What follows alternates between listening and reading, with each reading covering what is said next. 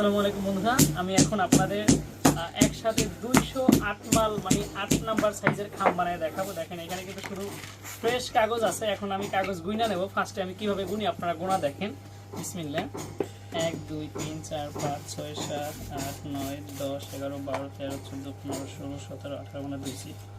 তো আমার কিন্তু এখন 100 গোনা হয়ে গেছে।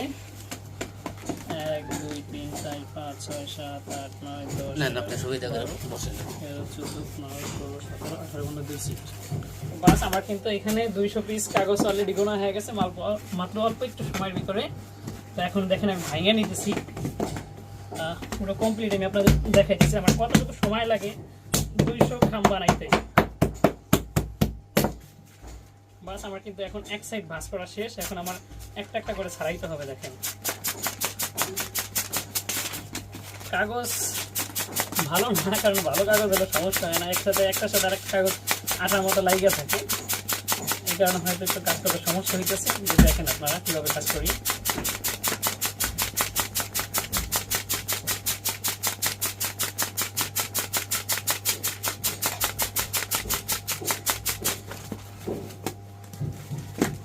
এখানে যদি আমরা যে কাজ করি, যদি একসাথে 2টা কাগজ পড়ে যায়, যেমন এই যে একসাথে 2টা কাগজ পড়ে গেছে, এটা আমাদের এভাবে ঠিক করে নিতে হবে। তা না হলে কিন্তু এটা কোনো কাজে আসবে না, এটা নষ্ট হয়ে যাবে।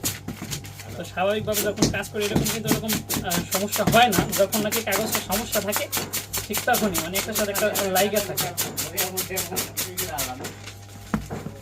এখানে কিন্তু প্রত্যেকটা দেখা যায় কখন 2টা গেছে না গেছে। যে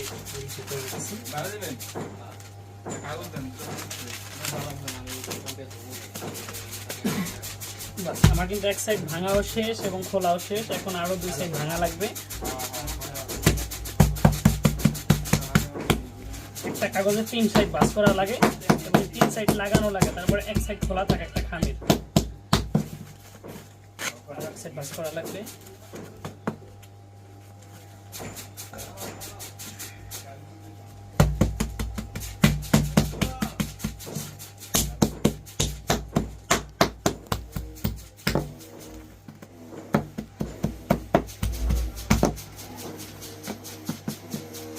আমার কিন্তু 200 খামের কাগজ ভাঙা শেষ। এই যে দেখেন কাগজটা ছিল এরকমের সমান, আমি এবার ভাঙিয়ে নিছি। তো ভাঙতে আমার মনে হয় 2 মিনিটের একটু বেশি লাগতেও পারে বা নাও লাগতে পারে। তো এখন আমি আঠা লাগাইতেছি। ফার্স্টে খুব সুন্দর করে আমার মেশিন দিয়ে নিতে হবে, পরিমাণ মতন আঠা নিয়ে নিতে হবে। পিলিয়ে দিতেছি।